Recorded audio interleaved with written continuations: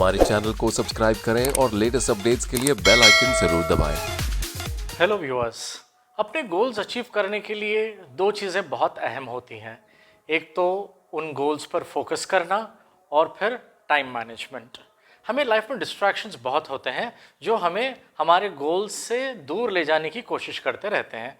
इसीलिए ध्यान देना, तवज्जो देना, फोकस करना और टाइम मैनेज करना, उन्हें पूरा करने के लिए ये दो कंपोनेंट्स बहुत अहम है अपने गोल को अचीव करने के लिए। तो हमने पिछले एपिसोड्स में सीखा किस तरह एक प्रायोरिटी लिस्ट बनानी है और किस तरह से टॉप प्रायोरिटीज़ को चुनना है। आज के इस एपिसोड में हम बात करेंगे कि फोकस कैसे किया जाता है और टाइम मैनेज कैसे करते हैं फोकस करके अपने किसी गोल को अचीव करने के लिए। मैं आपको एक बहुत इंटरेस्टिंग मेथड बताने वाला हूँ आज, जो वर्ल्ड वॉर 1 के वक्त अपनाया गया था। जब पहला विश्व युद्ध हुआ था तो उस विश्व युद्ध में कई सिपाही घायल होकर अपने लाइन्स पर वापस आया करते थे।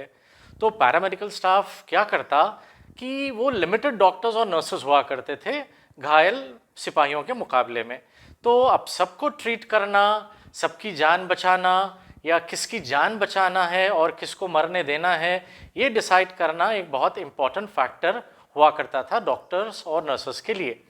यही फैक्टर अब आज के हमारे इस पैंडेमिक जो कोविड-19 चल रहा है, इसके लिए भी दुनिया भर में अपनाया जाता है। और आने वाले दिनों में अगर हमारे देश में संक्रमण बढ़ता जाएगा और बहुत सारे लोग कोविड-19 का शिकार होकर अस्पताल में भर्ती होते जाएंगे, तो हमारे लिमिटेड डॉक्टर्स और नर्सेस को ये डिसाइड करना होगा कि किस पे कितना फोकस देना है, किसकी जान बचानी है और किसको मरने के लिए छोड़ देना है। तो यही मेथड आपको अपने पर्सनल गोल्स अचीव करने के लिए भी अपनाना है। इस मेथड को कहते हैं ट्रियाज मेथड। इस मेथड में होता क्या है कि जब ये सिपाही घायल होकर आते थे वर्ल्ड वॉर 1 में, तो डॉक्टर्स और नर्सेज इन्हें 3 ग्रुप्स में डिवाइड कर लेते। पहला ग्रुप ऐसे सिपाहियों का होता जो इतने ज़्यादा ज़ख्मी घायल होकर आए कि उनका अब कुछ नहीं हो सकता।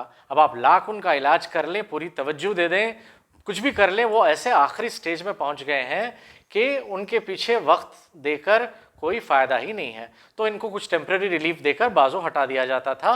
एक तरह से अगर आप बोलें तो मरने के लिए छोड़ दिया जाता था टेम्प्रेरी रिलीफ देकर।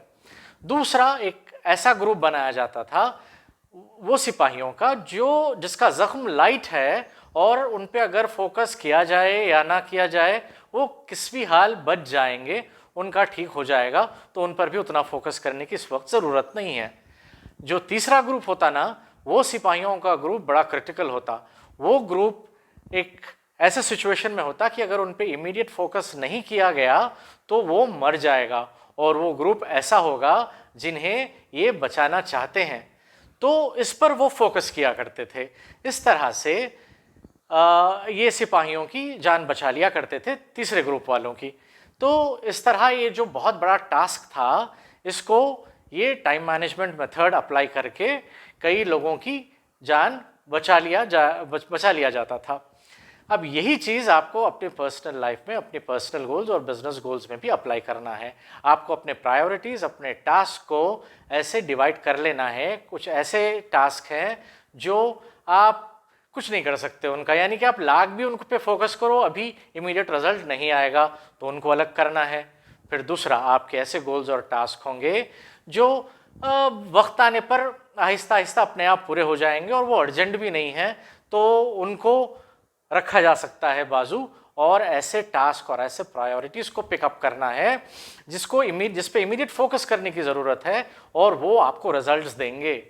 उससे आपका भविष्य संवर जाएगा अगर आप उन पे फोकस करेंगे तो इस तरह से आपको अपने प्रायोरिटी लिस्ट में भी 3 ग्रुप्स बनाने हैं और इनको इस तरह सेग्रीगेट करके उस टास्क को पहले अटेंड करना है जिस पे फोकस करना आपको इमीडिएटली ज़रूरी है, और उससे आपका भविष्य भी बदल सकता है। तो मैं आशा करता हूँ आपको इस एपिसोड में समझ में आया होगा किस तरह से ट्रायज मेथड को अप्लाई करते हुए अपनी प्रायोरिटी लिस्ट को आपको बनाना है। अब जाते जाते मुझसे एक 5 पंक्तियां सुनते जाइए कोरोना वायरस को लेकर और अपने इस गोल अचीवमेंट को लेकर मैंने लिखी है। आशा करता हूँ आपको पसंद आएंगी।